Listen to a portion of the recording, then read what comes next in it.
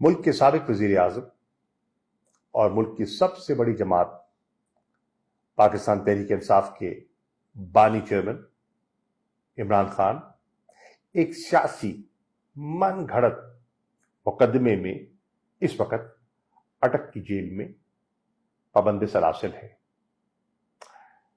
ان کے چاہنے والے جو پاکستان میں بھی ہیں اور بیرون ملک بھی ہیں اضطراب کی کیفیت سے دوچار ہیں اور جاننا چاہتے ہیں کہ ان کے حالات کیسے ہیں۔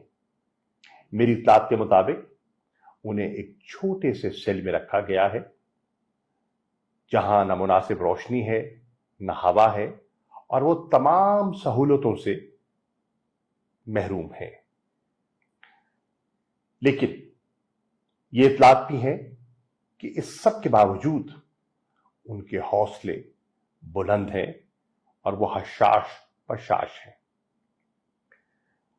آج تمام پاکستانیوں کو یہ تشویش ہے کہ انہیں گھر کے کھانے سے محروم کیوں رکھا جا رہا ہے، اور بحیثیت وائس چیئرمین یہ میں آپ سے شیئر کرنا چاہتا ہوں کہ کور کمیٹی میں ان کی جیل کی کیفیت کے بارے میں، حالات کے بارے میں سیر حاصل بحث بھی ہوئی ہے، گفتگو بھی ہوئی ہے اور لوگوں نے اپنے تحفظات کا ذکر بھی کیا ہے۔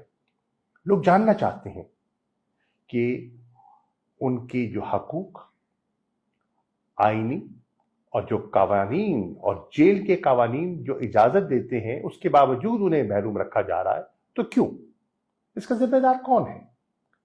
اور اگر ان کی جان کو کوئی خطرہ لاحق ہوتا ہے تو ذمہ داری کس پر عائد ہوگی؟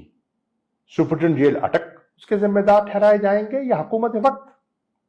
ان کو جو کھانا دیا جا رہا ہے اس کھانے میں کچھ ملایا جا سکتا ہے اور اس ملاوٹ سے ان کی جان کو خطرہ لاحق ہو سکتا ہے۔ آج ان کی جو ذاتی معالج ہیں انہیں بھی رسائی نہیں ہے۔ کیا ماضی کے سیاستدانوں کو ان سے یہ سلوک برتا گیا؟ اور اگر ایسا نہیں برتا گیا تو آج عمران خان کو اس سلوک کا نشانہ کیوں بنایا جا رہا ہے؟ آج ہر پاکستانی شہری یہ جاننا چاہتا ہے۔ 180 سے زائد کیسز ہیں، بیشتر سیاسی نوعیت کے ہیں۔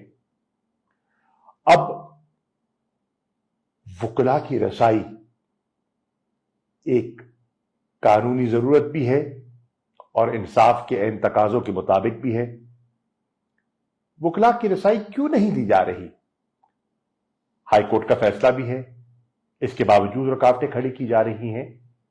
کیا یہ انصاف کے تقاضوں کے عین مطابق ہے؟